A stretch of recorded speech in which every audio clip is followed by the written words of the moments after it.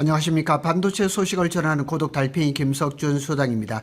오늘은 차세대 HBM 전쟁에 대해서 한번 살펴보겠습니다. 지금은 HBM4 시대인데 아직 시장이 활짝 열린 것은 아닙니다. 삼성이 제공한 HBM4에 그걸 가지고 엔비디아는 베라 루빈을 만들고 있습니다. 하반기보다는 본격적으로 출시가 될 것이죠. 그런데 지난 3월 중순에 있었던 GTC 2016에서 삼성전자는 HBM4E를 실물을 공개를 했었고 SK 하이닉스는 며칠 전에 HBM5 플러스 하이브리드 본딩을 해서 29년에 출시를 할 것이라는 로드맵을 발표를 했습니다. 그래서 HBM 승부는 삼성은 지금 시장을 겨냥을 했고 SK 하이닉스는 미래를 본 거죠. 그래서 지금 HBM 상황을 정리를 해보면 이렇습니다. SK 하이닉스는 어플라이드 머티리얼스 그다음에 배시의 하이브리드 본딩 장비를 적극적으로 도입을 하겠다. HBM5에서 고용량 칩 생산을 위해서는 안정성이라든가 일관성 확보 필수 기반을 구축하겠다. 이런 메시지입니다. 그 다음에 삼성전자는 7세대 HBM4E 실물을 공개를 하면서 약진을 하면서 SK 하이닉스는 약간의 위기감이 고조되고 있습니다. 그래서 SK 하이닉스하고 삼성전자의 차세대 HBM에 대한 그 로드맵을 한번 정립을 해보겠습니다. 들어가기 전에 한 줄로 먼저 결론을 한번 지어보고 가겠습니다. 삼성은 HBM4E로 현재 시장을 선점하는 전략이고 SK 하이닉스는 HBM5로 다음 세대 역전을 노린다.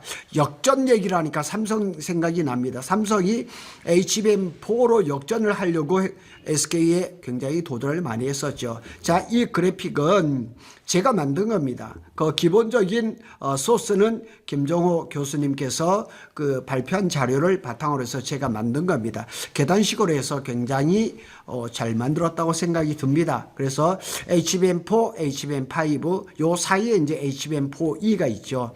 이렇게 계단을 넘어가면서 HBM8까지 로드맵이 다 나와 있습니다. 여기서 약간의 플러스 마이너스가 되면서 개발이 진행이 될 것 같습니다. 지금 시장을 살펴보면 HBM4입니다. 삼성의 타이밍 승부가 먹혀들고 있죠. HBM4 26년도 시장이 개화됐습니다. 대역폭은 2TB고 구조는 12층입니다. 그리고 HBM4E는 아마 16층이 될 가능성이 높죠. 핵심 포인트는 삼성은 HBM4에 이미 양산이 들어갔고 HBM4E를 공개를 했죠. SK 하이닉스는 기술력은 있지만 납품 타이밍이 변수로 존재를 한 것이다고 이렇게 분석을 할 수가 있습니다. 결론적으로 보면 지금 돈 버는 시장은 삼성 쪽으로 기울어져 있다 이렇게 보시면 맞을 겁니다. 자, 여기에 보시면 삼성전자와 SK 하이닉스 간의 HBM 개발 경쟁 현황입니다. HBM4E까지는 12단은 월등하게 SK 하이닉스가 앞섰던 것은 사실입니다. 이걸로 돈도 많이 벌었죠. 그리고 HBM4E 개선 제품도 마찬가지입니다. 다 이렇게 여기까지는 SK 하이닉스가 굉장히 잘 했습니다. 그런데 이제 26년이 들면서 달라졌던 거죠. 이제 2월 12일 날 삼성전자는 세계 최초로 HBM4 제품 양산을 출하를 했죠. 그 다음에 3월 중반이죠. GTC 2016에서 HBM4E 실물을 제품을 공개를 했고, 그 다음에 이제 하반기에는 HBM4E 제품 샘플을 출하를 할 것이다. 이렇게 얘기를 하고, SK 하이닉스는 HBM4E를 하반기에 샘플 개발을 예정이다 하고 HBM5에 대한 얘기를 먼저 했습니다. 완전히 몇 개월 전에 삼성과 SK 하이닉스의 서로의 위치가 이렇게 바뀌어 있는 그런 느낌을 볼 수가 있습니다. 바로 다음 HBM4E는 삼성의 초격차 카드가 나왔습니다. HBM4E는 속도는 최대 16Gbps 4TB입니다. 그리고 지금 HBM4가 13Gbps에서 2TB니까 거의 2배 정도 올라간 거죠. 특징은 4나노 파운드리 베이스 타일을 적용을 했고 원시 D램을 적용하고 SK 하이닉스는 지금 HBM에서 원시 D램으로 적용을 하려고 준비를 하고 있습니다. 시스템 반도체 플러스 메모리가 결합되는 그런 구조를 가져가는 거죠. 그래서 단순 메모리가 아니라 AI 시스템 반도체화된 HBM을 개발을 하고 있다 이렇게 보시면 되겠습니다. 삼성은 지금 HBM을 제품이 아니라 제품 단품이 아닙니다. 플랫폼으로 바꾸고 있는 중이다 이렇게 보시면 되겠습니다. 자, 이거는 이제 25년 4분기에 HBM 점유율입니다. SK 하이닉스가 여전히 57%, 삼성이 22, 마이크론이 21%입니다. 제가 이렇게 코멘트를 달았습니다. 26년 HBM 점유율이 궁금합니다. 정말 궁금합니다. 삼성이 아마 30%를 좀 넘어서지 않을까 하는 생각을 가질 수가 있죠. 자, 게임 체인저 포인트를 한번 보겠습니다. SK 하이닉스는 하이브리드 본딩을 앞세운 HBM5를 반격카드로 내놨습니다. HBM5의 예상 시점은 29년입니다. 아직 한참 남았죠. 대역폭은 4TB 이상. 핵심 기술은 하이브리드 본딩이라는 거죠. 하이브리드 본딩이 적용이 됐을 때는 이제 두께가 감소를 하고 전력 효율이 높아지고 속도도 높아지고 발열이 줄어드는 거죠. 그래서 HBM5부터는 구조 자체가 바뀌는 거죠.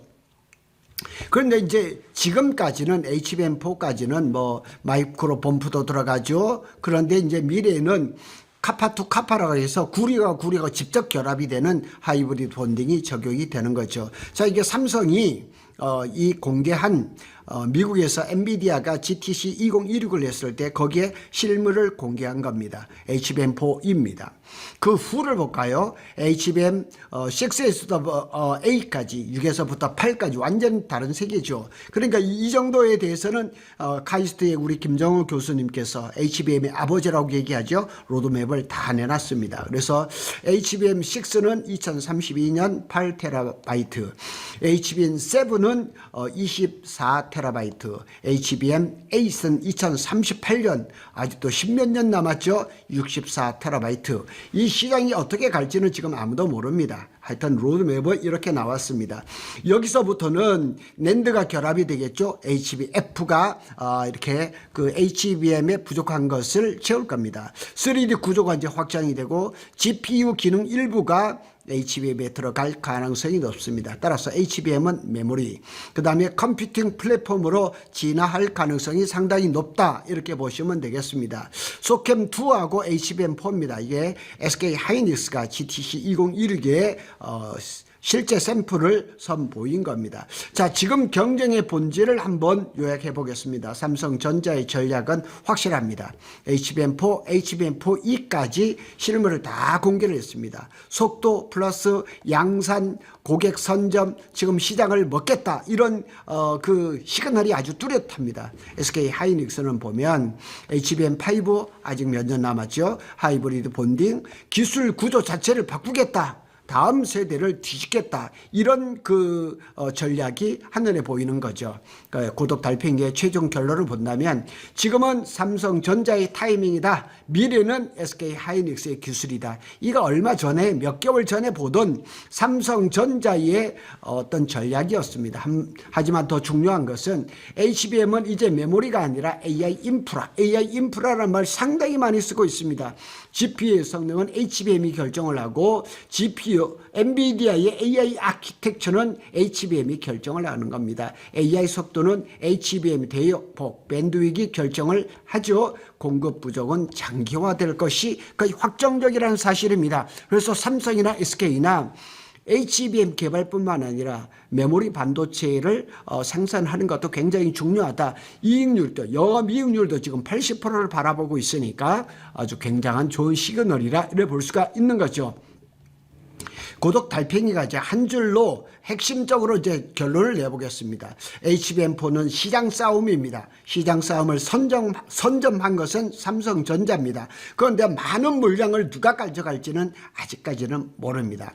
HBM5부터는 기술 패권 전쟁이죠. 여기는 이제 하이브리드 본딩이 첨부가 되면서 이제 기술 경쟁이 시작이 된 거죠. 아마 HBM5 때부터는 HBF가 따라붙지 않겠느냐 하는 생각도 들 수가 있습니다. 어쨌거나 삼성전자와 SK하이닉스라는 우리 한국 토종기업 두 개가 이 인공지능 시장을 리드하고 있다는 사실은 너무너무 중요합니다. 그리고 내년에는 삼성과 SK하이닉스의 영업이익이 1,000조 원을 달성할 것이라는 기쁜 소식도 들려오고 있습니다. 고독 달팽이는 삼성전자와 SK하이닉스의 반도체 소식을 빠르게 전해드리고 있습니다. 감사합니다.